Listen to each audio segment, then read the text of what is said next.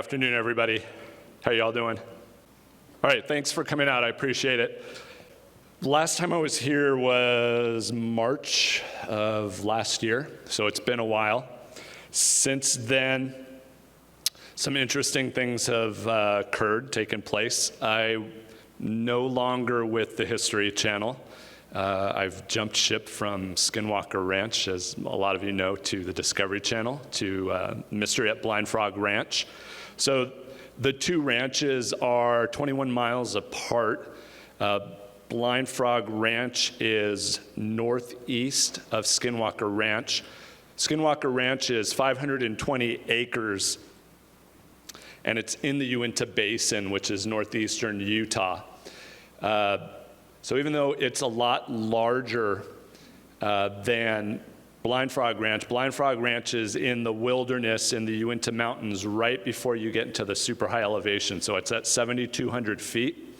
It's 160 acres, and one of the biggest questions that I always get is, for it being such a tiny ranch, you guys seem to take forever to get anywhere on it. Okay, so 520 acres, Skinwalker Ranch, you can pretty much take an ATV anywhere on the property, unless you're climbing up on top of the Mesa. They only own about the first 8 foot of easement on the Mesa. So anything past that is private property that Brandon does not own. So a lot of those questions are, why don't they go up on the Mesa, or why don't they drill down from the Mesa? They can't, it's not his property. Back to Blind Frog Ranch, so 160 acres of some of the most difficult wilderness you will ever be on. It is from 7,020 feet to 7,468 feet. But 10 feet away on the other side of the creek, you have an elevation increase of 300 feet straight up. So sometimes if you want to go to the other side of the ranch, you have to drive 25 minutes all the way around on BLM land to get to it, or hike through that part of the wilderness. So those are the differences. Now, what's occurring, we see a lot of what happens at Skinwalker Ranch in and around Blind Frog Ranch. I always tell people, though, they ask me, is it evil, is it good? I tell people, think of a battery. You always have the positive and the negative side. Blind Frog Ranch seems more positive. When you're at Skinwalker Ranch at 2 or 3 in the morning and there's no lights, you start getting creeped out. And obviously, you know, we've heard all the stories, read the books, but I swear it feels like something's watching you. Just you're being monitored, and it's not Eric sitting inside of the command center with all the, well, he's doing that too. He likes to watch everybody out there, but it's something other than that. So the last 2 years has been a little bit more difficult on collecting data points with the television series. Last year we filmed 8 episodes. This year we were lucky to get 16 episodes. So we filmed from middle of April until the beginning of October. So it was a lot different than what we were used to. The good thing is, while I'm up there, or when they send me to Mexico, I get the weekends. So I get the weekends to do all the real data point collecting. So that does help. Now, the 3 main things and the focus of my research and investigation are, and real quickly, the giants, the people of great stature that were here before us. They appear to be the deities of old, those people that were being worshipped.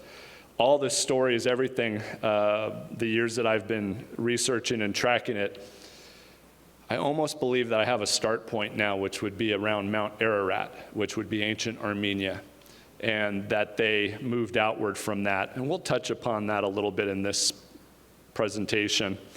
The other thing are obviously ancient civilizations and cultures and locations that have been lost.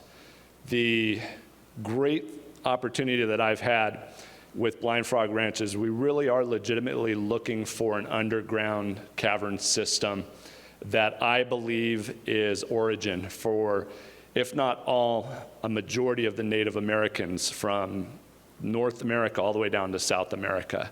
And we'll touch on that lightly as well. And then obviously phenomena. We have this high strangeness that we're all interested in, whether that be ufology, cryptozoology, ancient lost culture civilizations, ancient aliens. It's really interesting that up in the Uinta Basin, I always tell people, there's so much phenomena occurring. I believe it's below ground, the origin for it or what the power source is. So is it attracting or creating what we have going on here? And that's something to always keep in mind. Is it so powerful that everything's coming to it, or is it creating what we're seeing? Or maybe it could even be both. So at Blind Frog Ranch, I'm looking for ancient connections to the past, specifically if somewhere below ground on or around the ranch really is an entry point into an ancient origin site for many indigenous cultures after a major catastrophic event forced the remaining survivors underground. So currently, most Native American cultures believe we are in the fourth or fifth world. What I mean by that is it's almost a majority that we've transitioned through 4 different time periods. The first one is really strange and interesting when you think about it. They say that first world was populated by giants that were eaten and or killed by jaguars. So I'm not sure what to make out of that last portion. The next world was destroyed by great winds.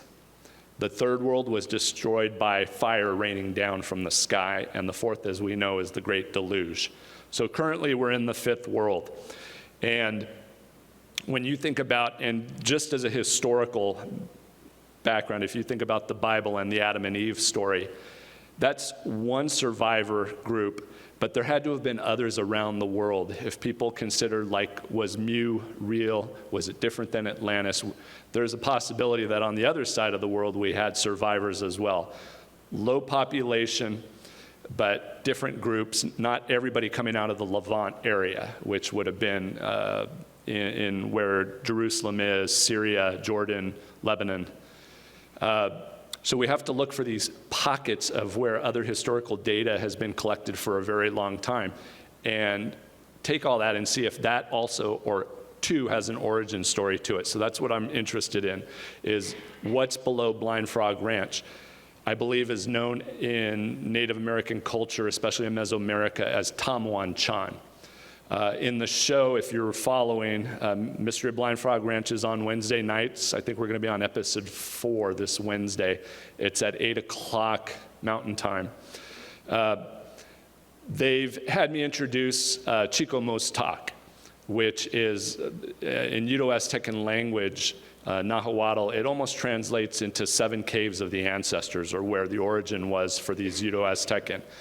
The Aztec, Uto-Aztecan, multiple tribes up in Utah are also related. They're Uto-Aztecan, the Shoshone, the Paiute. Those that we knew as the Fremont that are no longer in existence would have had Uto-Aztecan origin. So I believe that this origin site is somewhere, maybe not directly below the ranch, but possibly just north of the ranch.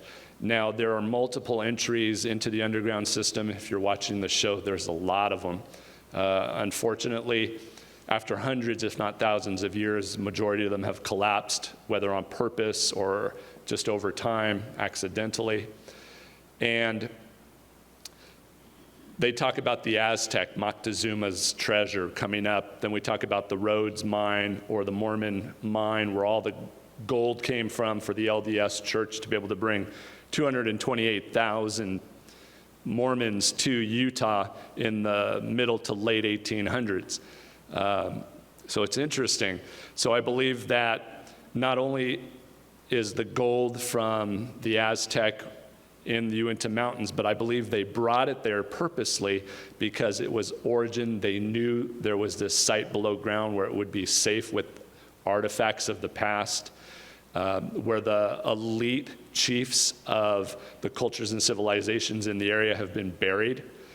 And the issue obviously is hundreds, thousands of years with Native American cultures. Not many of them wrote down their history. A majority of it was oral tradition. And what was there, a lot of people believe, was destroyed by the Europeans, which isn't actually completely true. In 1433, the Aztec king, their Tlatoani, who was Montezuma I, his father, actually wanted the Aztecs to be considered gods or demigods. They were able to conquer so many people around them because of how violent they were. But in order for them to be deified, he destroyed 90% of their amatls, which were their codices. So the Aztec actually destroyed their own history on purpose. 100 years before Moctezuma, before Hernan Cortez got there with the conquistadors. So we give too much credit to the Europeans for destroying the culture when they were perfectly able of doing it on their own. So origin site is what I'm looking for. I'm hoping not just to find the Aztec gold, but also to find ancient artifacts. The LDS Church is well known for creating their entire religion on gold, copper, bronze, brass plates. I believe that the creator of that religion actually found something. Few of you may know that he was actually a treasure hunter, Joseph Smith. That's what he did for his on-the-side job. So I believe he located these ancient documents in upstate New York, and it actually had an idea or a map or something, and they followed the path of these people of great stature and the prior cultures and civilizations that they later made known as Lamanites, Nephites. But there's something to it from a historical data standpoint, and then obviously they made their way to Utah with purpose in mind.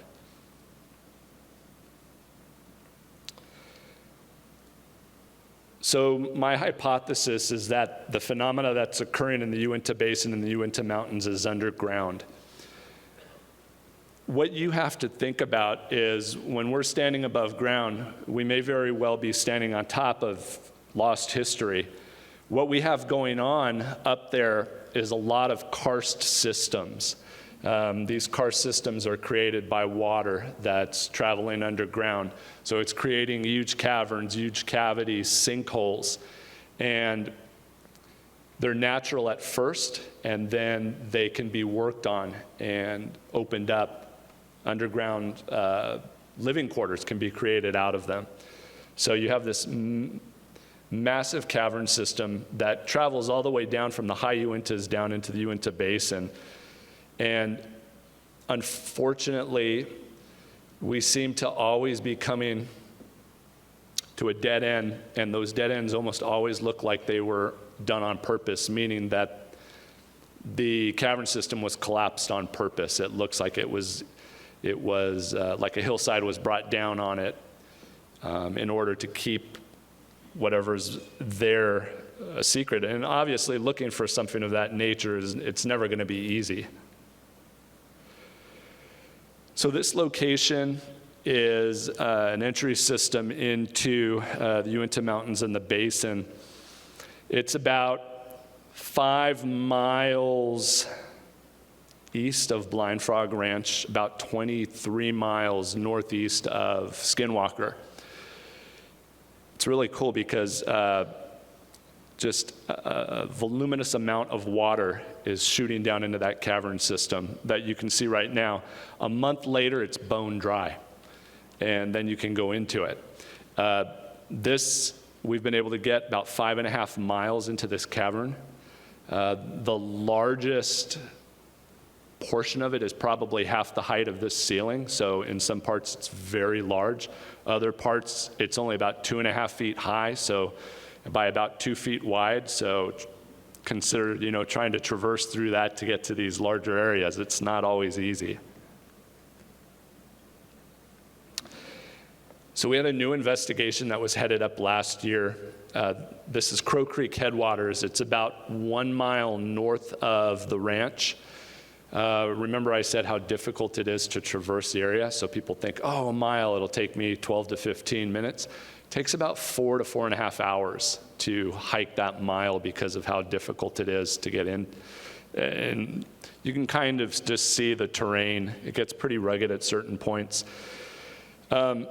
So in this cave area at Crow Creek Headwaters, there's supposedly a glyph on the back of one of the cave walls that's a clue as to where this Mormon mine or the Rhodes mine or this origin point is, supposedly where the Aztec returned the gold to when they hid it from the conquistadors.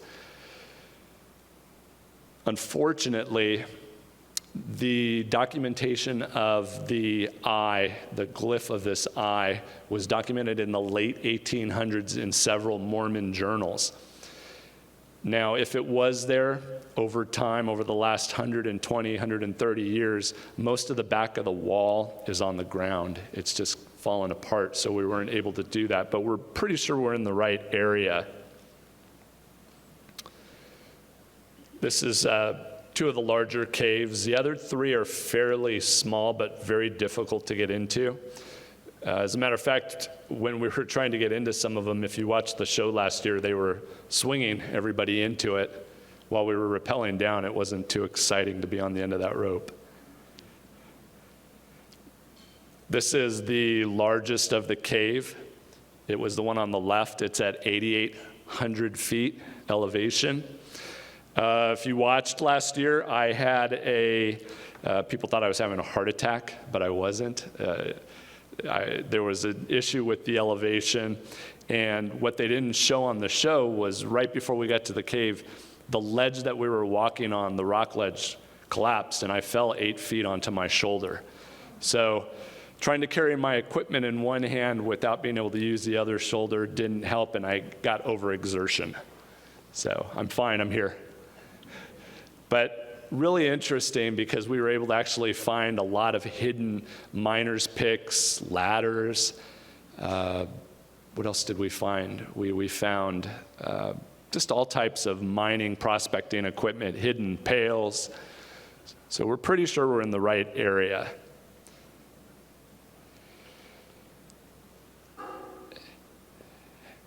Do I have any Skinwalker Ranch fans? Who's one or two, right? Okay, so this photo is at the very south end of the ranch. I'm leaning up against the fence, looking over the entire property. I want you to see just how vast it is. And then the entire Mesa, you're always hearing about the Mesa, is from here all the way down. On top of this portion, it's private property that's owned by the UFO campground. So if you do want to go, everybody now has the opportunity to go stay there overnight. You can actually see the entire ranch below. It's really nice. This portion all the way through here is private property. A ranch family owns that. And then all the way over here is all Ute Reservation. It's Fort Duchesne. So a lot of issues with access. There's a lot of fighting going on about who owns what and who has access to what. So this entire portion at the very front is owned by Brandon. Again, the easement's about 8 feet of the Mesa, and then everything else goes into other private property or to Fort Duchesne.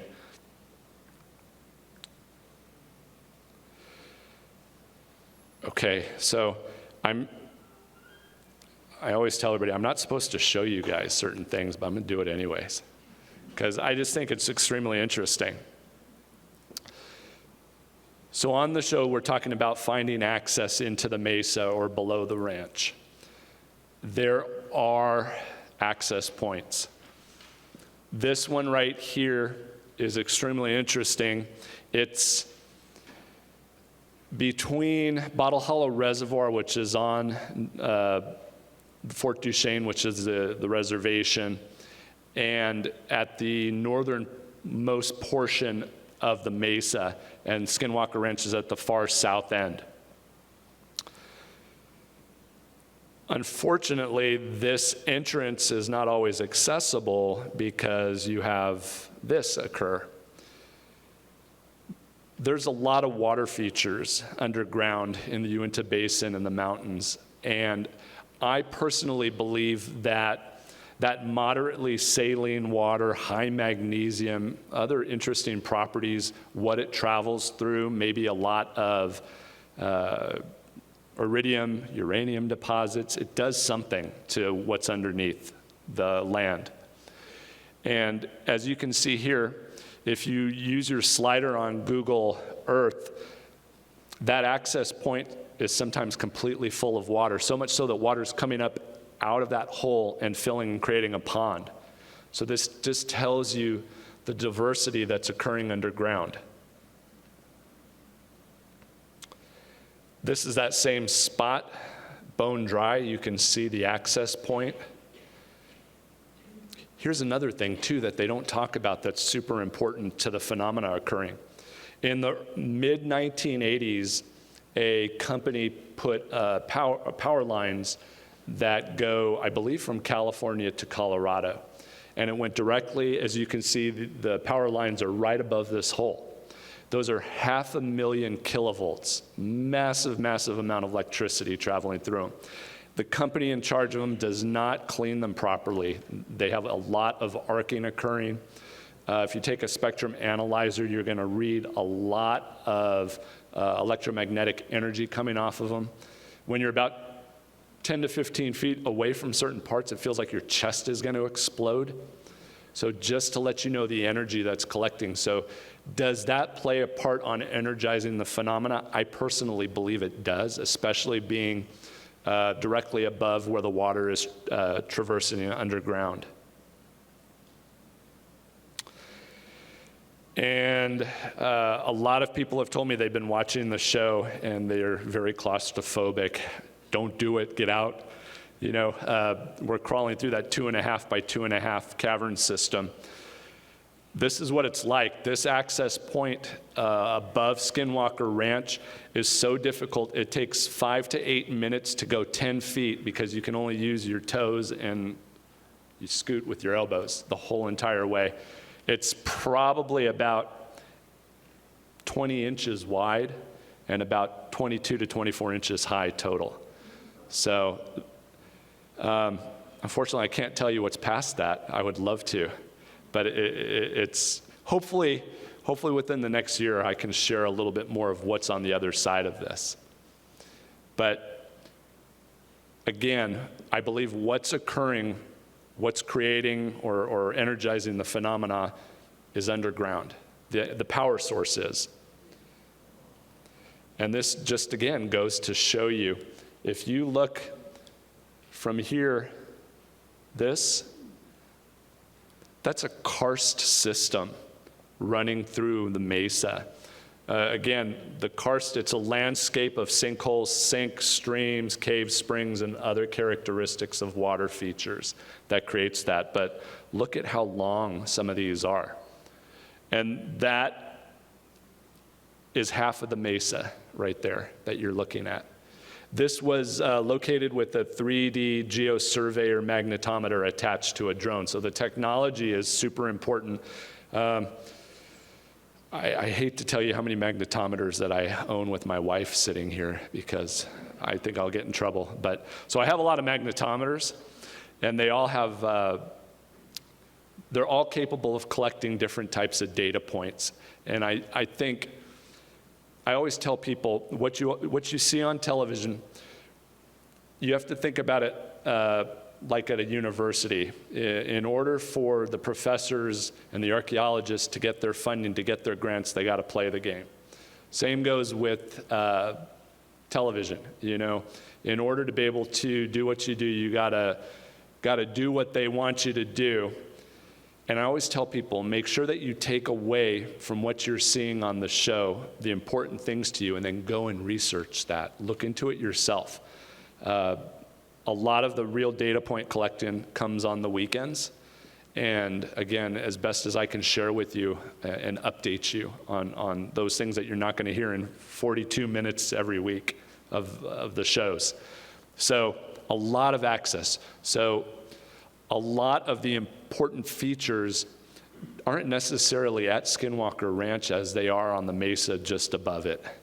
And they are connected, and the connections go miles and miles north up into the mountain system. What's also important about what's below ground? Well, when we're discussing ancient cultures and civilizations, Native American culture has certain sites that are very important to them. Location is probably most important, and then how it's traversed or how the religious ceremony takes place would be second most important. As we go through the world, we're starting to see more and more that these cultures and civilizations that were not supposed to have any connectivity seem to have almost identical history or identical data, identical buildings. And we see this, a lot of the cultures where we are in Arizona, New Mexico, we'll call it a kiva. It could be subterranean, could be completely underground. Some of the locations are above ground, but we have these same features.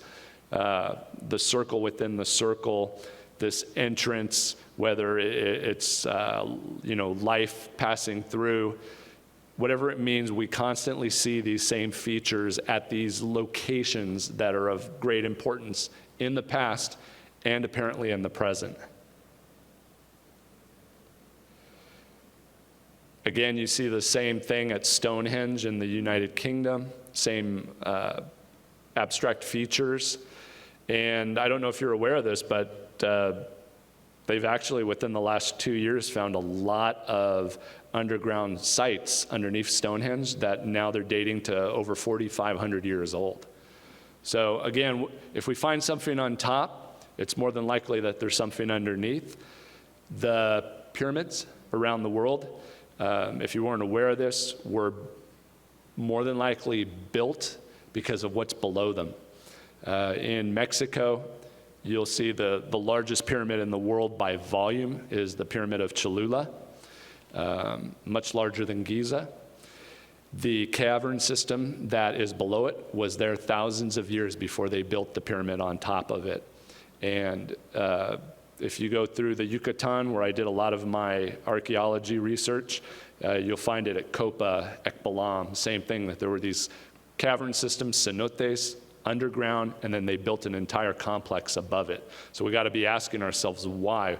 What was that important about that location underground that they put an entire center in the middle of a jungle? So it's interesting, and we see this over and over. You'll see the same thing. This is in Mexico, an ancient Mesoamerican structure. And the reason why I'm showing this is because of what I located with my magnetometer up in the Uinta Mountains. Look familiar? So this is at just a little bit deeper than 12 feet. Unfortunately, I don't know, I might have accidentally gone into Native American property and found this, so we're not able to dig. But it just goes to show, I happened to be right at this one location. It looked interesting. I could see like bumps above the ground. Anything like that to me always makes me think, well, there had to have been a structure there. It's covered up, sure enough. And this was, I just happened to do this. It was a 1-for-1, and I got this lucky. So it makes me wonder in that area just how much more is underground in the area of Skinwalker Ranch and Blind Frog Ranch. Now, in season 2 of the show, I took one of my other magnetometers and I showed these 4 locations where from the Mesa all the way through Skinwalker Ranch to the south property, the property just adjacent to Skinwalker Ranch on the south, we had these 4 anomalous points. These data points were collected where the microtesla readings were anywhere between a -4 and an 84 microtesla. So to explain that, any location on the planet, you're going to have this magnetic reading of what the magnetic field is in that area. It will change slightly based upon the sun during the day, but not too much, maybe 1 or 2 points. So the average median for this area is 41 microtesla. Now think about that. To get a -4 microtesla to an 84 in the exact same spot in 4 locations, you got to think, what the hell is going on? That reduction, that -4, means there's a reduction in the magnetic field below me, which means we're missing material, which points to a cavern system, a cave, a void. That super high 84 microtesla, that's a massive magnet below my feet, giving off just a tremendous amount of energy. Should that be happening in the same spot, just back and forth, transient? Absolutely not. So you're like, well, what the hell is going on? They're all in a diagonal line. They showed that on the show. I'll go to it here in a moment. But then in season 4 of the show, which was 2 seasons back, they had somebody fly a geomagnetic magnetic magnetometer on a drone. And what they captured was this in the same spot where I had those 4 points. Those purple circles are voids 10 meters below, and the yellow are 20 meters below. So what does that tell us? Me looking at it, obviously we have, again, a void system. But for those yellow lines to be there in those specific areas in the Mesa makes me think that there was mining or prospecting going on at those locations. And what were they mining, prospecting? What were they looking for? Some people on the ranch think it's a UFO. Is it possible? I mean, we see a lot of things flying in and out of the Mesa. It's only captured with high-speed cameras. Was it a mine? And if it was, what were they mining? Was it uranium? Was it iridium? If it was iridium, why is it there?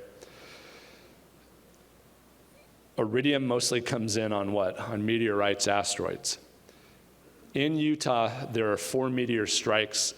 The highest iridium content of the largest meteor is in the northern part of Utah. It was at 55 parts per million, right off of the meteorite. At Blind Frog Ranch, the lab data comes back from where I've pulled 66 parts per million. And there's certain parts of the Mesa that has a higher iridium content. And I can't go too much into that portion, but it makes you also need to consider the fact that, are we looking at a location of an ancient meteor or asteroid strike? Parts of the basin have this parabolic shape to it, you know? There looks like there was uplift and thrust against certain canyons, against certain mesas. And then we also need to consider the fact that, did it break up and impact at certain locations in the mountains and on the basin? And is that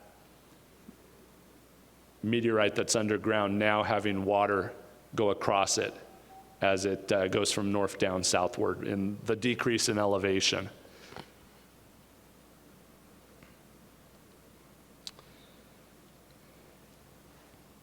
So here you can see these were number 1 and 2 were those readings.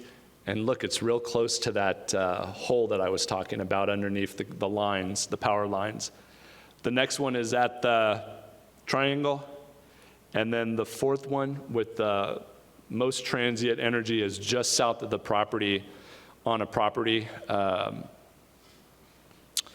that's, oh goodness, I forgot the name of it. Space Wolf Research is what it's coined. It's known as. Another thing interesting about those 4 locations is there were 4 massive ant hills next to each data point collection site. Why is that important? Because it looks like all the ants are fascinated with electromagnetic energy. It actually, they are drawn to it. So why are all these data points coming together in this central focus area of the Mesa and what's below it? That I think is the question that we need to look into more and hopefully be able to answer, is where that high strangeness is originating from and what the energy cause is. You'll also see that there are a lot of cave entrances. This is the biggest one right here, but unfortunately it's on the Ute Reservation. You could actually just walk right in through that cave. And there's some very strange noises that are constantly coming out of it. It sounds like very large animals in the evening. The Native American site that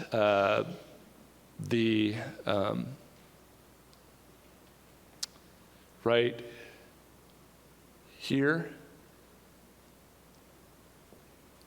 is what's been on the last couple of years. As a matter of fact, I think John went to a Dover from, he was on there, and he actually talked about the circle there. That location is being contested by 4 different individuals. So the access, again, is what's delaying the research and the investigation. What's also interesting is right here, there's a massive petroglyph of a compass and square carving that's upside down and backwards. We do know that the cavalry that was at Fort Duchesne in the late 1800s, they were the Buffalo Soldiers, black soldiers. 96% of them were Freemasons. I gave the petroglyph to a 32nd degree Freemason. He actually came and he spoke here about a year and a half ago, Trey Hudson. And he did the math, and the compass and square actually pointing directly to the center of the circle stone. So again, hundreds if not thousands of years of all this phenomena, all these structures, all at the same location, over and over and over again. Makes you wonder why. Why was it so important? This is from my research notes. Lake Chapita is up at the top. It's at about 11,800 feet in elevation in the Uinta Mountains. Over the years, I have gone down the rivers that end up going into the main river, which is the Green River, and then the Green River deposits into the upper and then lower Colorado. Over the last 10 years, I've constantly asked myself, why would Skinwalker Ranch be important to those that are living in the area? What makes it a feature that isn't just well known since the 1990s, but has been known, has been used for thousands of years? Well, at Chapita Lake, several of the BLM archaeologists have found massive amounts of artifacts showing that there were a lot of people living around the lake. They believe it was during the Fremont period. Now, Fremont, we're not quite sure who they are. More than likely Puebloans that moved westward. And a period would probably be about 50 before Common Era, all the way up to around 1350 Common Era. And what I did was, over the years, I've gone from one site location to another, followed the river, followed certain locations, and all of these deposit right here where the Duchesne ends up meeting the Green River. But to get to all those rivers, you come around this one meander spot right here where you could actually stop for storing, for caching items from the north. And guess what happens to be 100 feet away? Skinwalker Ranch area. So A lot of this research was done before I was even aware of Skinwalker Ranch, and was actually investigating more of who the Fremont's deities were, which were these individuals of great stature, the giants. When you look at it on Google Earth, so here's Chipeta, this is the Skinwalker Ranch, but we have these 2 anomaly sites right up here with pathways that walk down to the river from them. One of them is a geoglyph. I believe it's a geoglyph. If you look right here, it almost looks like an animal. Geoglyph is a large glyph that's created out of a large segment of the land and can only be observed from above. But here's what's really interesting. And I talked about this back in March of last year, this mound. So I've coined it Paradise Mound. The BLM in forestry says it's a mesa. It's a mesa like no other in the entire state of Utah. It's the only one. It's at 11,010 feet at its highest point. And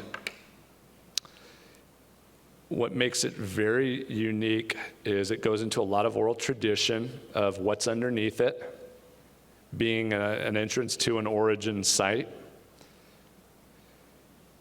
As you can look, it doesn't look like forest. The entire mesa is boulders.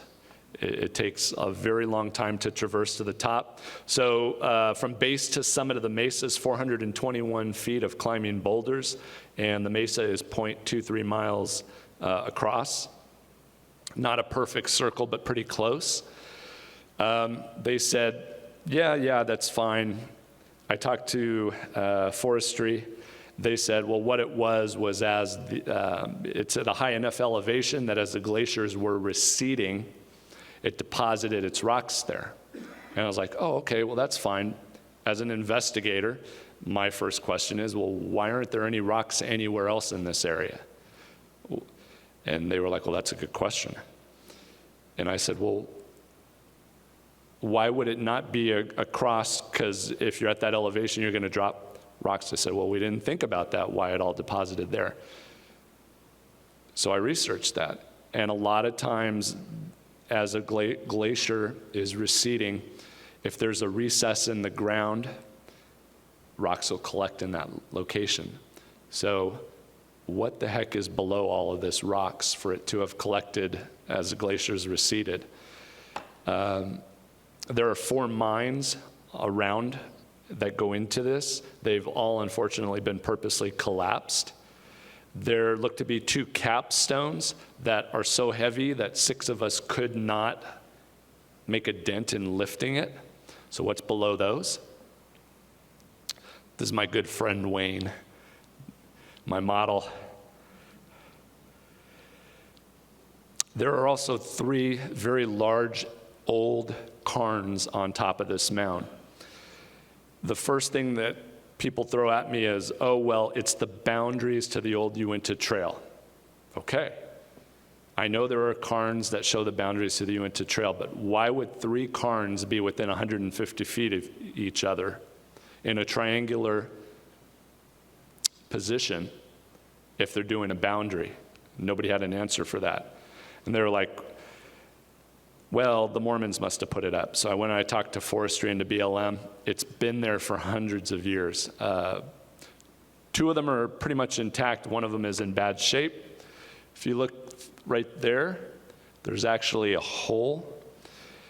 That hole, when you look through it, looks directly out to Crow Creek Headwaters, which is really interesting. I believe this was Spanish made when the Spaniards came looking for Montezuma's treasure. They obviously found a lot of gold and silver deposits because they enslaved quite a bit of the Native Americans over the last 400 or 500 years as well. This is the other cairn, and if you look through the hole, it's pointing to another sinkhole that goes into another underground cavern system that I believe at some point they all met up Now they've been purposely collapsed, or over time they've just collapsed. Now this is interesting too, because I was using my cell phone and I got a double exposure here. I took 418 photos. This was the only one that did this. I submitted the metadata and had somebody from MUFON look at it and came back with some really strange details. So I pulled it out because some of the data from the phone being used and all that wasn't quite correct. I understand that I could have been moving, but I don't believe I was. Looking at the metadata, it looks like I was standing still. ISO would match up with that. What's weird is when I took this photo, I felt like there was going to be like, I don't know, there was this large amount of energy present when I took the photo. So I'm considering the fact that there might have been an electromagnetic anomaly on top of the mound at that moment. There were multiple lightning strikes about 10 to 15 minutes later, about a half a mile away, so I guess that's possible too. But I just thought it's just really interesting. I mean, it looks better than the cairn itself.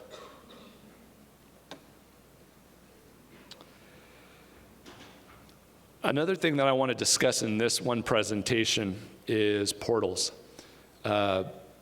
We talk about portals and we talk about these entries or exits to other places, and we don't quite put the science behind what we're talking about. And over the years, working at Skinwalker Ranch, at Blind Frog Ranch, or at another location that NASA was at, I'll show that here in a moment, it almost seems that in the petroglyphs and the pictographs, we're seeing the potential or the possibility that they were either seeing these on a regular basis, and it was something unusual enough to store it historically. Remember that there was probably a lot more historical data in the past. Unfortunately, like us, it was on wood or wood-based, and it just doesn't last as well as stone. So we're left to these petroglyphs by these interesting groups and cultures. This was Barrier Canyon style right here. This is south of the Uinta Basin, but this entire area has petroglyphs and pictographs that don't look like anything else anywhere else. I always tell people the only person that really knows what it is obviously the artist, the person that created it. What you need to do is you need to look at the big picture, the rock art in its entirety, not just what you want to see. And you also have to start finding common patterns in the area. And from that, hopefully you can start maybe making out what was being discussed or that they wanted to be kept historically for the future. So we have these magnetic fields that are ramming into one another, and it appears to be creating highly charged particle fields. There's a crisscross and joining together that allows a flat-faced throat to be created between mouths of naturally occurring phenomenon. So we have a space-like, a time-like, and a light-like effect being created and consist of all vectors at one time. This may be why we're seeing animals from the past in the present, and we can partially interact with them, but not completely. If you looked at Hunt for the Skinwalker, the book, it talks about the rancher shooting a very large direwolf and it having very little reaction. It was aware that it was being shot, but it didn't really seem to bother it. If we look at these locations where there's something is there and then it suddenly disappears, are we talking about charged particle events? On the upper left, that's a plasma lab. They created this event, and that's what it created in the lab, is this hourglass-shaped figure. In October of 2014, comet sighting spring passed very close to Mars, and when it did, it had some type of massive reaction that was captured, and that's what you're seeing at the bottom. You're seeing Mars light up, plasma event, massive hourglass figure shape occurring.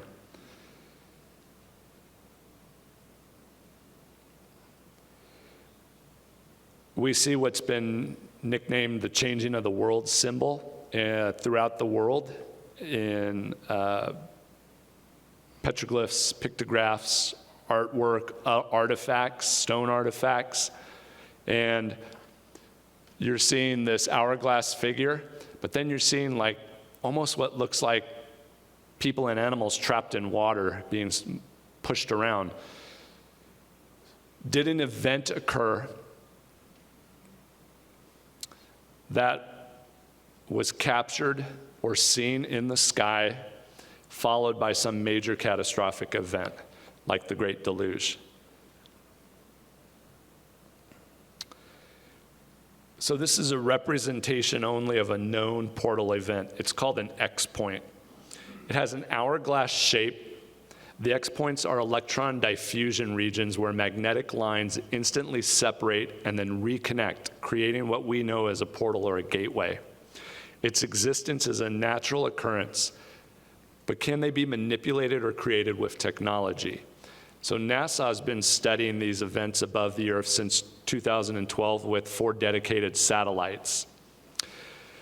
It's small spatial extension right here. So consider what's occurring here is you have these massive magnetic fields slamming into one another, okay? And in that central location, we have a loss of electrons, and we have highly charged positive ions being created.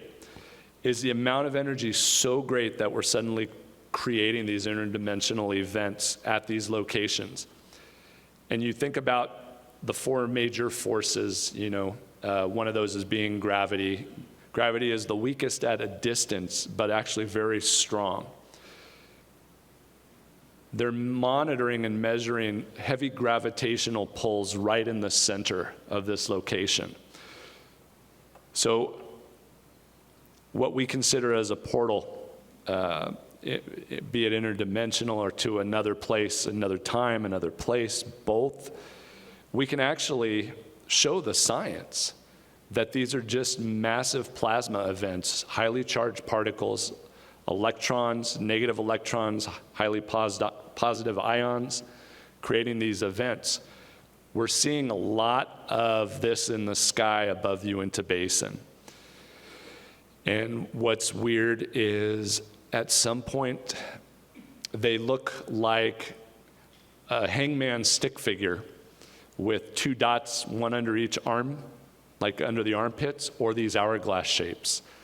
So did they see it in the past? Was it so impressive that they logged it? And are we seeing it again? And what's necessary to create it? Is it all natural, or can it be manipulated? If it can be manipulated, is that what we're seeing flying in and out at Skinwalker Ranch? Is that what's occurring? This is at McKee Springs, Petroglyphs. This is very close to both of the ranches. In Hunt for the Skinwalker, if you remember one of the stories, the neighbor, Mr. Garcia, owns the ranch to the right of Skinwalker Ranch.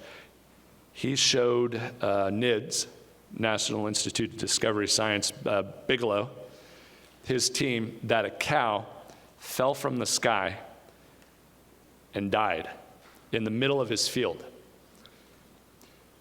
So we went around looking for any type of evidence of something like this occurring before. We came across this one petroglyph.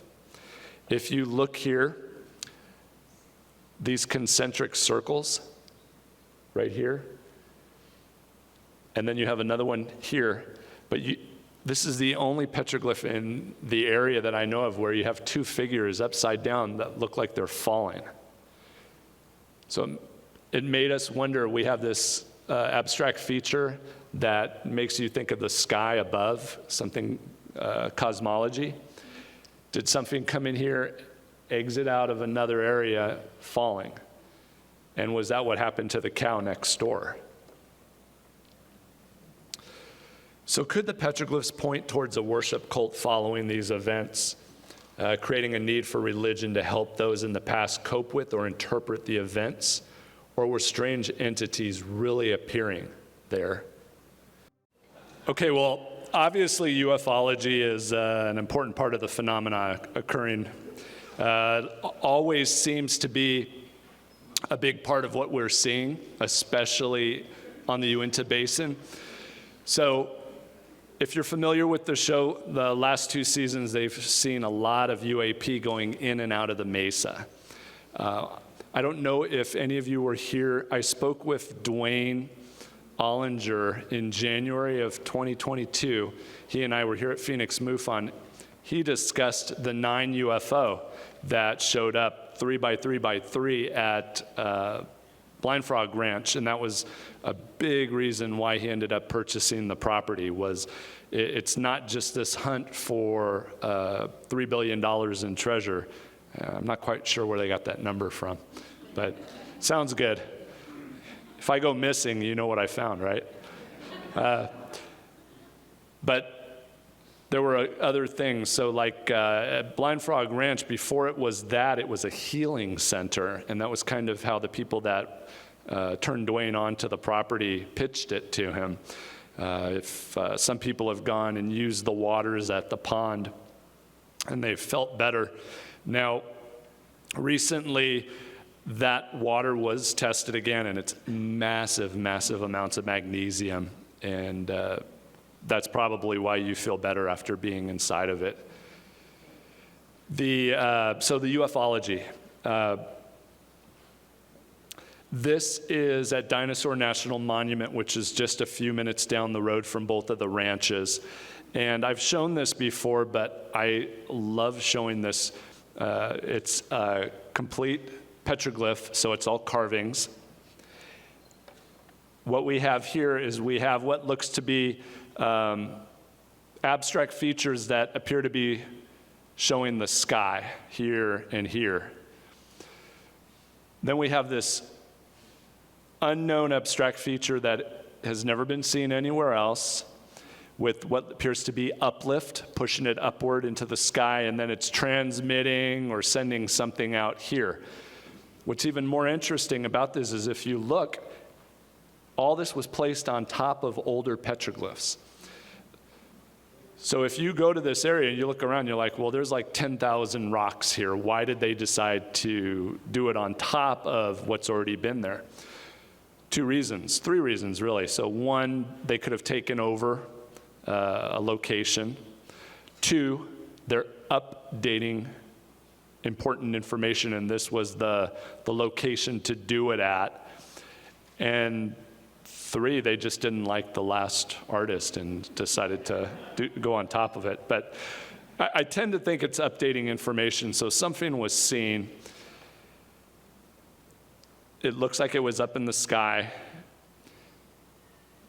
And then, I don't know if you all know who Steve Mera is. He's a ufologist out of the United Kingdom. He saw me put this up, and he sent this to me. So this was a sighting in 2018 or 2019 above London. Look at how similar that UAP is to this. I mean, even the nodules.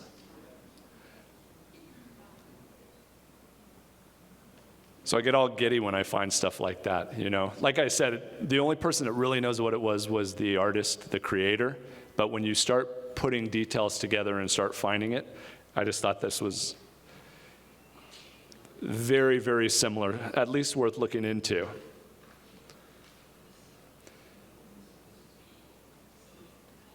Okay, so this comes from a book written in the 1970s. It discusses a location 18 miles from Blind Frog Ranch. It's called Dry Fork Canyon. The McConkey family owns it, so now it's McConkey Ranch. Even back then, people were questioning the provenance of the glyphs that are there. In this book, he believed it to be Egyptian construction, Egyptian work, all the way in northeastern Utah. When they talk about the bas relief, that is a 3D effect. It's slightly raising the rock. So what they did was they put some type of concrete or something, and unfortunately over time it's fallen away. So within the last 5 years now, we've realized that the Fremont were pretty unique. The Fremont culture in this area, they used a lot of bas relief that we were unaware of. So what part of history is now laying on the floor underneath the petroglyphs and the pictographs, we don't know. But again, wood was probably used the most, no longer available. Rock art is going to be where we're going to get a lot of our information. This is the next page of the book. The photo is of the Three Kings petroglyph at McConkey Ranch. It's one of two important pieces of history in my research from this site location. This is a Three Kings petroglyph pictograph. It's both, so it's been carved and painted. The central king figure is carved at over 6 feet in height. So that one figure, I think, is 6'2".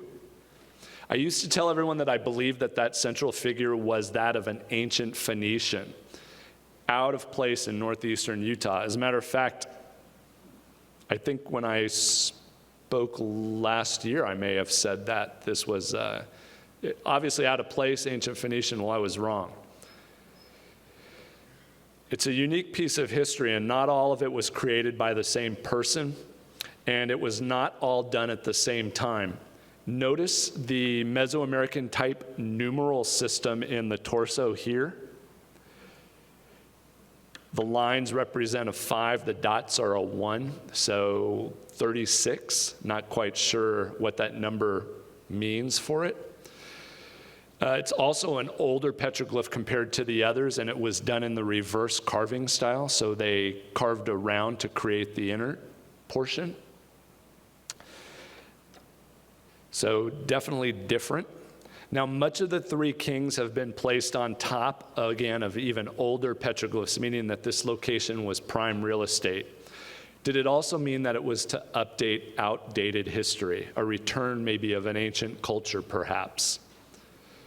So remember how I talked about the plasma events in the air? One is looks like the hourglass figure, and then I talked about the stick figure with the 2 dots underneath the arm. A lot of physicists are able to create this in their lab. It looks like a stick man with 2 dots underneath. The actual plasma creates this. So we see this throughout the whole world, right around the same time period. So did something, again, a cataclysmic event occur that was important enough to log it down, to let the future know it's possible that it's going to happen again? And why here? Okay, and I promise you I didn't color the petroglyph. I just did this on the, I've had somebody tell me I defaced it. I was like, ew. Then don't show the BLM. So in several books on the Aztec, one of those being a book originally written in 1929 by A. Hyatt Verrill, he states that during very important religious ceremonies, the Tlatoani, who was the emperor of the Aztecs, was the only person allowed to portray the third most important deity in Aztecan religion, which was Quetzalcoatl, or the feathered serpent in the Aztec models. The models were their codices, it was their historical books. So the 3 spirals were sometimes located around the feathered serpent god or directly used to represent him. Why? Because it symbolizes wind, creation, and the cosmos. And guess what? 1, 2, 3. With that central king figure.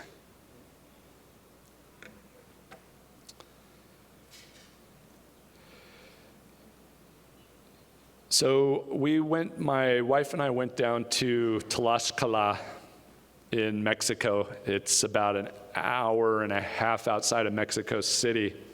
The Tlaxcalans are the reason why Cortez and the conquistadors were able to conquer the Aztec. They had about 150,000 auxiliary soldiers throughout the war, and they were Tlaxcalans, with only at the most at one time being 1,200 Spaniards. So that's how they were able to defeat the Aztecs. But, dummy me, we did this a couple years ago, didn't register, and then I was back in Mexico this year, in December, and it struck me. And as an investigator, I hate to admit it, but sometimes that's how it works. It's not right away. I may look at something months later and then recognize, the importance of it. So, Tlaxcala, remember, were the enemies of the Aztec. You see them on this side with the conquistadors fighting. These are the Aztec. Now that word came into being not too long ago, maybe about 120 years ago. They were really the Culua Mexica. That's what they were known as, the Mexica. So that's where Mexico comes from. These are caciques, which are the kings of the area. They were the generals. These were their special forces. They had special forces that were dressed in jaguar. They were dressed like apes. Imagine seeing them come at you with weapons, trying to hack you up into pieces. I'm sure it was pretty scary. But a few things to take away from this. Look at the headdresses of these kings, the way that they're formed and created. Look at the special forces.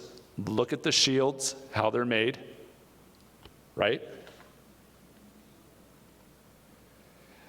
This is the Codex Mendoza. It was created, I believe, about 20 years after the conquering of the Mexica, of Tenochtitlan. The Ichawapili is the clothing, the war clothing that they're wearing.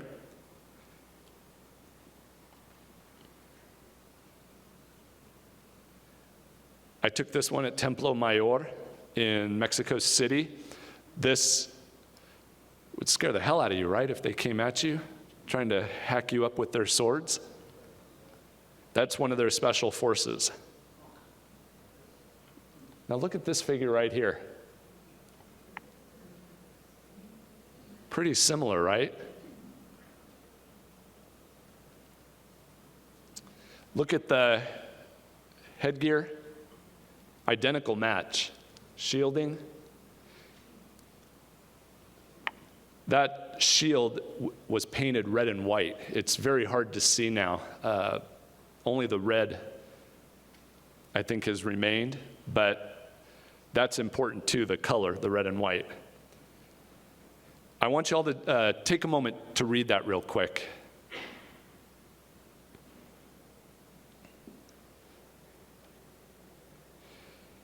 And while you're doing that, I'm going to give you some quick history. So, 1519, Moctezuma II, Montezuma, Moctezuma, they called him Moctezuma, lets Hernan Cortez and the conquistadors into Tenochtitlan. He truly does believe that he is the ancestor of a white god that had come before. Potentially Quetzalcoatl or Kukulkan if you were Maya.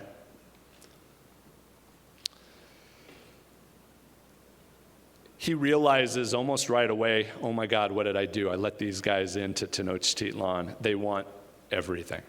They want to take it all. The Aztec were brutal individuals. The people that they had conquered hated them, couldn't stand them. The Triple Alliance controlled 271 different groups around them. The Tlaxcalans, they could not conquer. That's why they teamed up with Cortez. So a lot of people think, oh, these Europeans came in and devastated the Aztec, destroyed them, killed them, got them sick. Really, a majority of the Mesoamerican people were so happy to see Cortez, they started calling him Malinche, like a godlike demon, Malinche. almost everybody ended up siding with Cortez at the end because they were sick and tired of their daughters, their sons, their wives being carted off and executed to the gods. At the end before the conquistadors conquered the Aztec, they were sacrificing 100 to 200 people a day to multiple gods. And people don't realize how brutal that was. They didn't just cut open your chest bones and rip out your heart and then, set it on fire so the smoke could go to the gods. If you were a little child, what they did was they cut the arms and the legs off of the children, ate them in front of the children before cutting open the chest, ripping out the heart, setting it on fire so that the essence and smoke could go to the gods, so that they would know how to fight the conquistadors to win. Very brutal. Moctezuma's brother, Cuitlahuac, became the next Tlatoani, the next emperor. He and Moctezuma spoke. Moctezuma knew he screwed up. He told his brother, the only way to save our people is for you to kill me and you to become the emperor, because I can't do it. So on La Noche Triste, which was the 30th of June, 1519, Cuitlahuac was a fierce general. He got together a group, they killed Moctezuma at the palace while the conquistadors were trying to guard him. That revolt, Cuitlahuac got hundreds of thousands of warriors. They wiped out 65% of the conquistadors. They didn't kill them. Most of them drowned because they were so full of gold. They had put gold in between their armor, about 80 to 100 pounds. And they were so greedy that they didn't want to let go of it, and they would fall off of the causeways into Texcoco, the lake, and drown. Most of them drowned. So 65% of the conquistadors were wiped out that night. I believe it was they believe upwards to about 20 to 25,000 Tlaxcalans were killed. And it was the first time that Cuitlahuac was able to push Cortez and his men out. Now, that was the 30th of June, 1519. Cortez didn't come in and conquer Tenochtitlan completely until August of 1521, August of 1521. So a year and a few months in between that. Cuitlahuac supposedly died within 80 days of becoming the emperor from smallpox, and just vanished. What's interesting is not a single historian knows where this information of him dying came from. So I've been to the archives now in Mexico City and in Sevilla, Spain. There is not a single historian that you can say this information came from and he died. I personally believe that it was faked. Now, this was an engraving of Moctezuma II, and remember that he and Cuitlahuac were brothers. They were half-brothers. Look at the headpieces, the weapons, and the shield used by the 9th emperor, Moctezuma. More than likely, Cuitlahuac was very similar in looks to him. So they were big, tall men. The average conquistador was 5'6.5". They were over 6 foot tall, he and his brother. Big guys, especially for 500 years ago. The only difference is Cuitlahuac would have had different colored gear because he was he was the cacique or the king of a different city until Moctezuma was killed and he became the 10th Tlatoani. Guess what colors was Cuitlahuac's? Red and white. Yep, he was red and white. Go ahead and take a moment to read that too.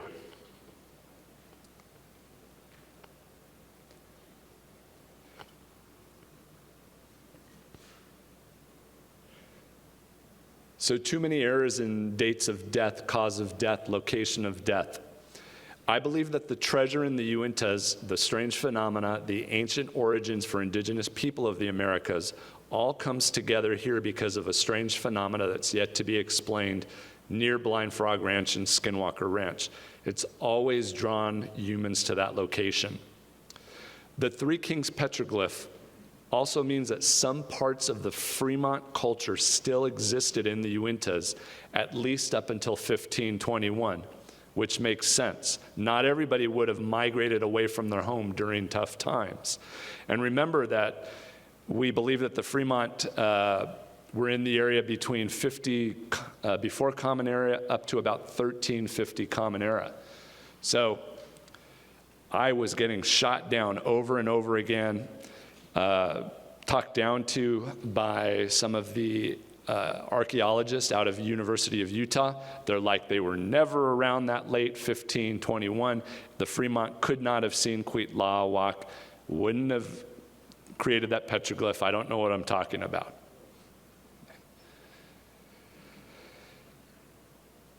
This comes from a Utah State University paper labeled Prehistoric Uinta Mountain Occupations from the 2nd of February 2002 by U.S. Forest Service Clay Johnson and Byron Loosely. And it's a Duchesne County Cultural Resource Report from 2 of March of 2009. Clear as day that they were here post 1500 AD, 1521. But this information is buried, put away, because remember that grant money? If it doesn't match the box it's in, don't stir the hornet's nest. It's strange how something as important as a 150 to 200 year time difference stays buried, because it would jack up the history that we've been taught, messes with the grant money. The only place that information was collected and stored at was a letter to Sagebrush Archaeological Consultants in Ogden, Utah. It only took me 10 years to find it, but so there it is. I can't wait to get back to the University of Utah to shove this into their faces.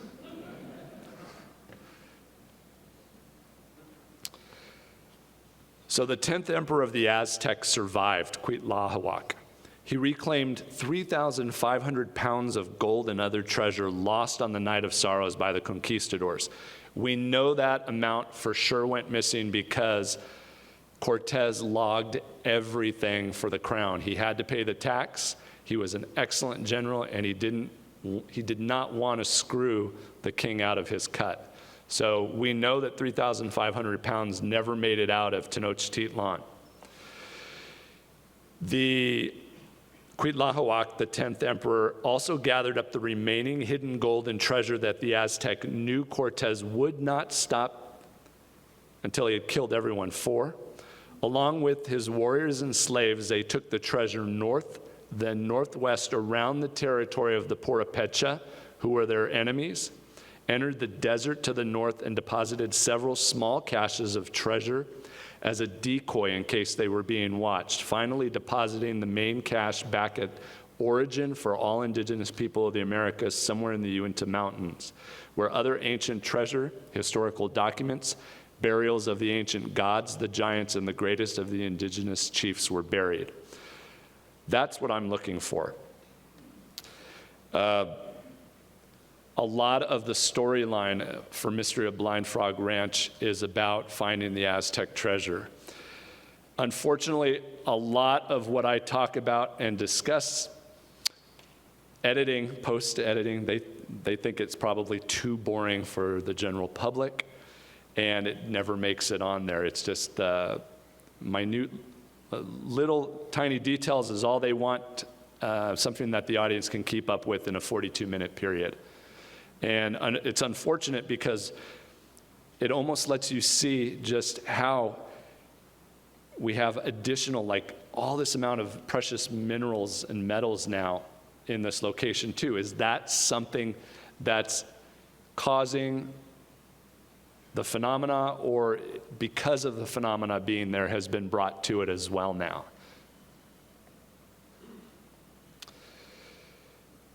So on the show, they're having me talk about Chico Mostak, which is the 7 caves of origin, which really does match what the keyhole cavern chamber below the ranch looks like. But it goes even into greater detail. I believe it's possible that Chico Mostak is Tamuanchan, which is origin for all Native Americans in the Americas, all the way down to South America. They have oral traditions very similar, talking about something of this nature. And then what's really interesting is in this codex that talks about it, it's rare. The T could very well stand for Tamuanchan. The T in Uto-Aztecan language is of holy items or symbols or deities or locations that start with the T because it's important to them. But if you look at the details real closely, it almost looks like origins coming out of the giant's head, like the giants had something to do with humanity where we are today.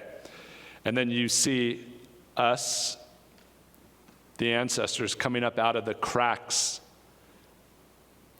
into the fifth world.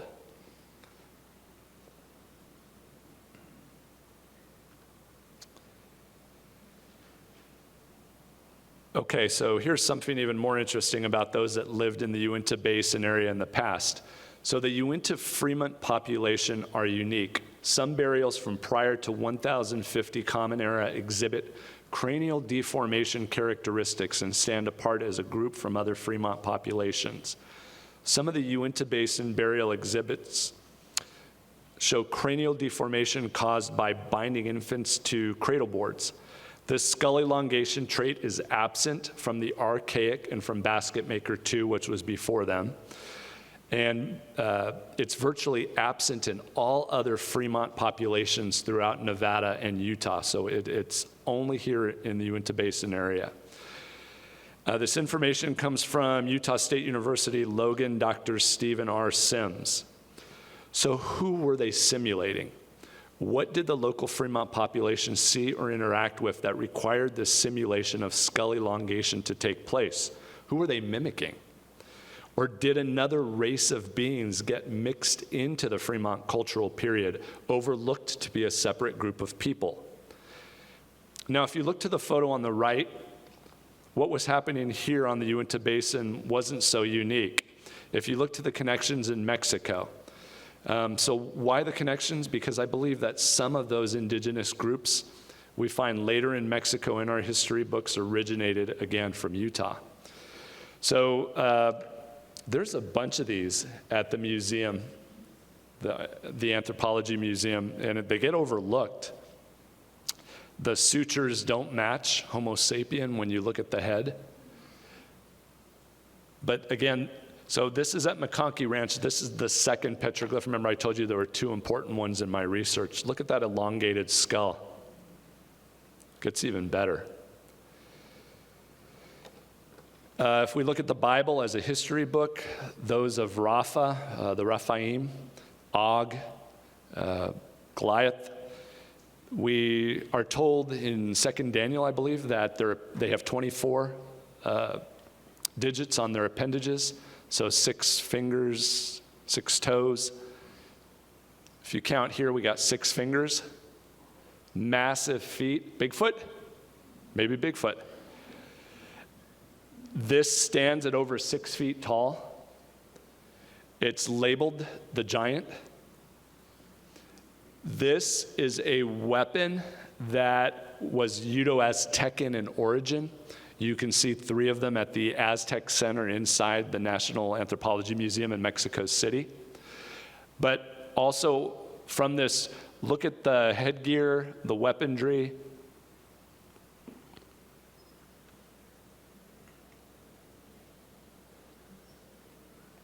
So I went to Lovelock, Nevada this summer. The Site Ka, you may know as the red-headed cannibal giants through the desert southwest. They're one of 4 groups.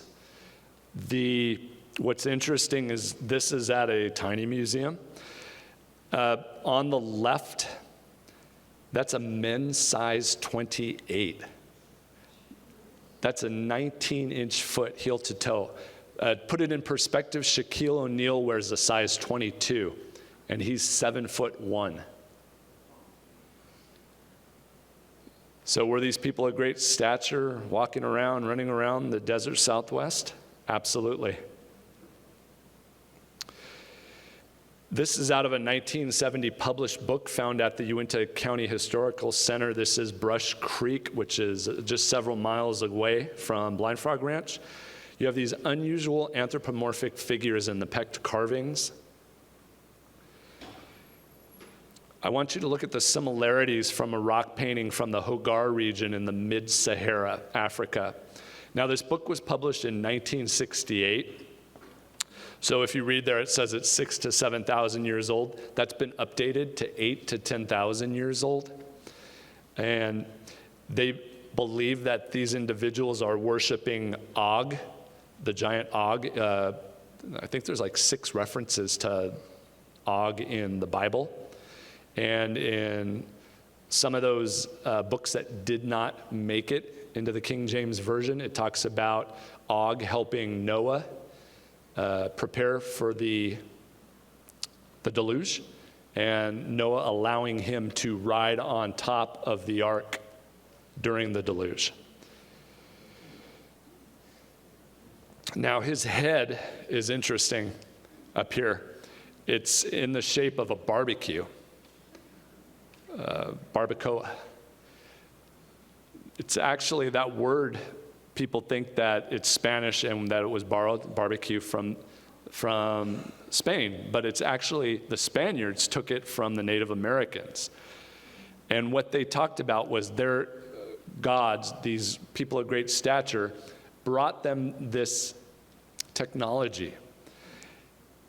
And what they did was they would cook over it for sustenance, barbecue, and at nights, the hot embers, they would put a bed with slats on top of it and stay warm. And guess what happens in bed too? You have procreation. So 2 of the most important things were learned from their giants that lived with them, which was sustenance and procreation. Also, a lot of the historical data of the giants you're going to see with these phallic symbols. If you look closely, and then you go back here. So the heads look very similar to that. And you also have that phallic symbol on the giant in the center.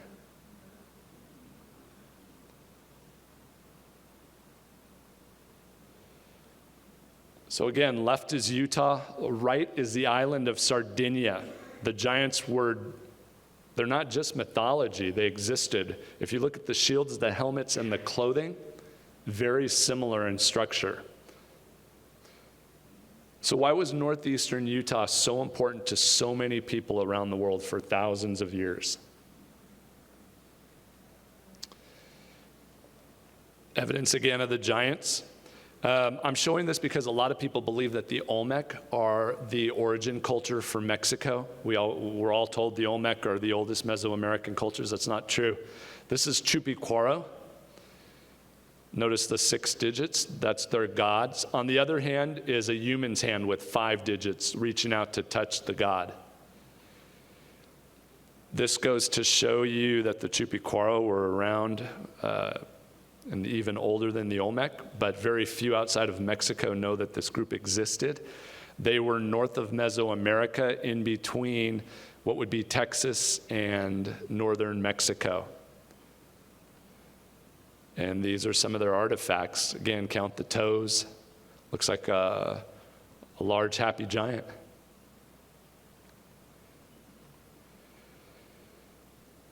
Then this came from Dr. Roger Blomquist. He has a PhD in history. He too believes that the Aztec were in Utah. So this petroglyph is 10 miles away from Blind Frog Ranch. The anthropomorphic feature on the left appears to be holding what's known as a macuaitl or a Taiwano. In Mesoamerican culture, it's their sword. What it is it has razor-sharp obsidian all around it, these really sharp edges. And The Aztec quickly learned that the best way to defeat the conquistadors was to use those and behead the horses.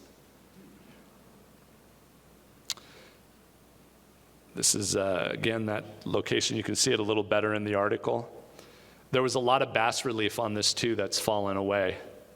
So we're not quite sure what that story was telling. This is what the weaponry looks like.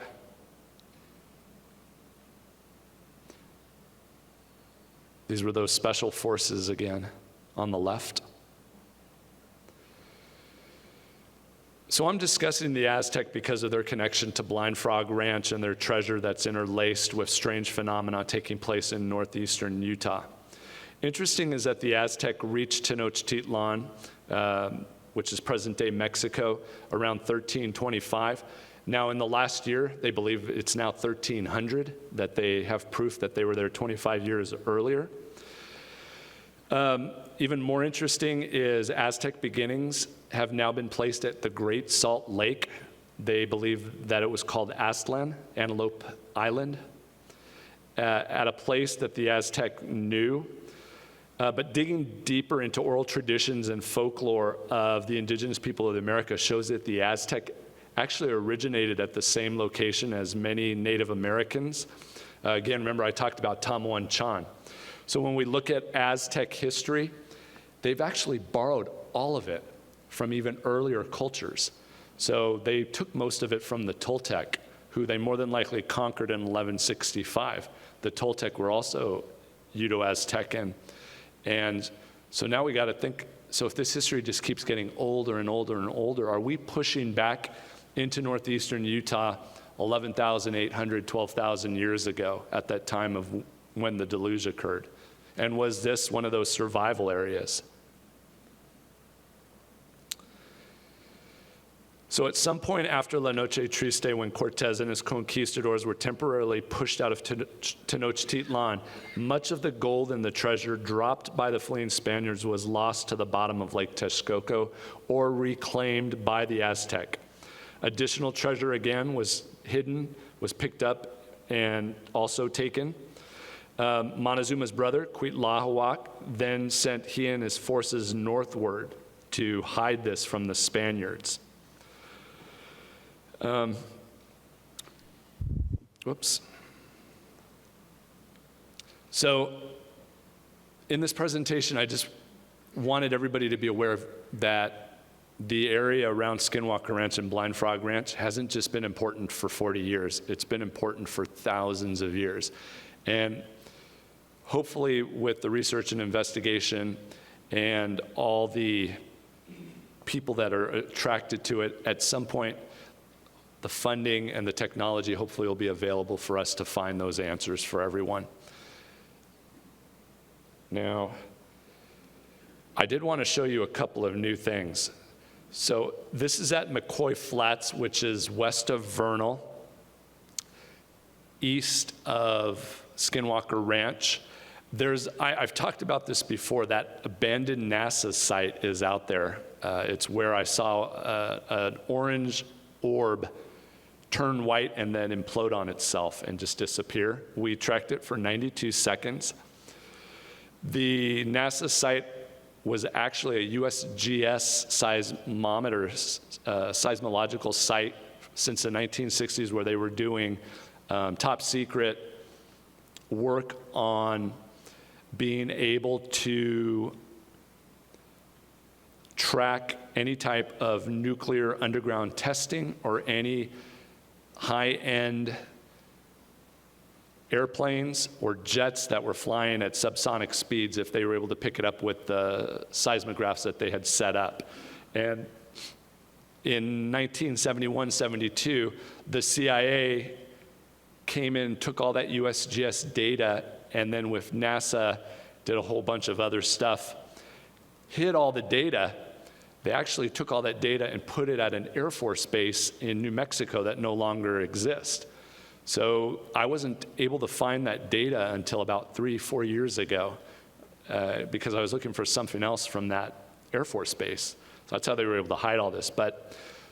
So I'm walking along and my magnetometer picks this up in the middle of nowhere.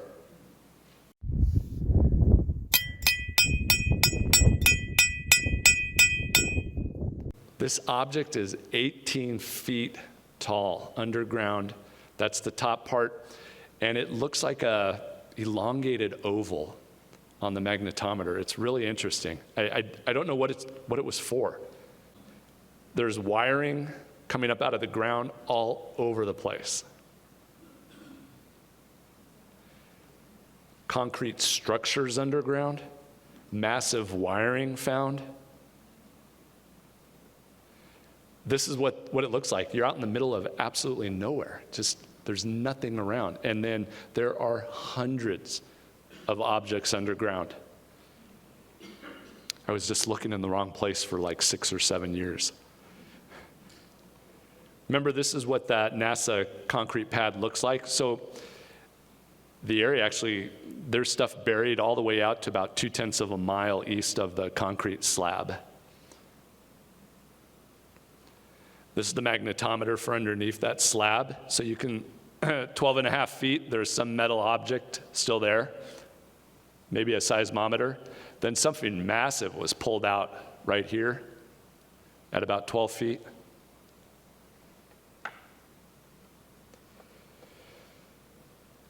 Then I want to show you just how easy it is to miss something on Blind Frog Ranch. So these are all mines.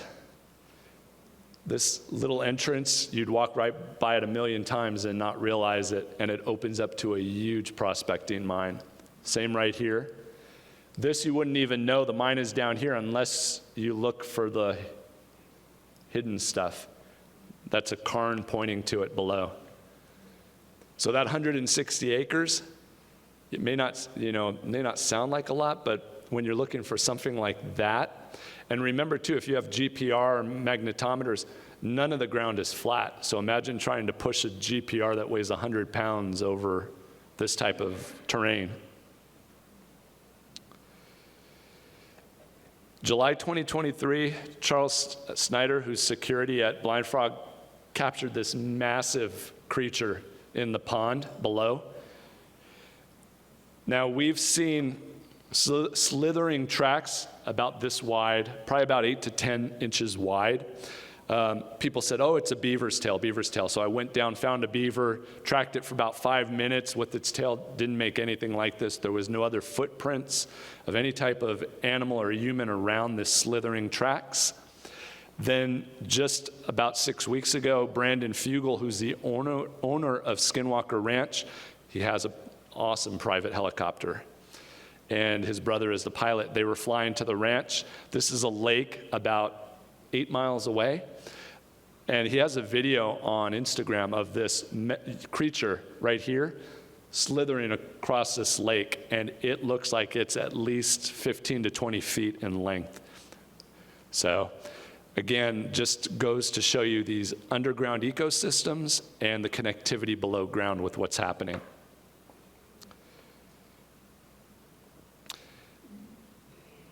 Here's another reason why we've lost history on the giants. This is in a private collection. It's a giant's head.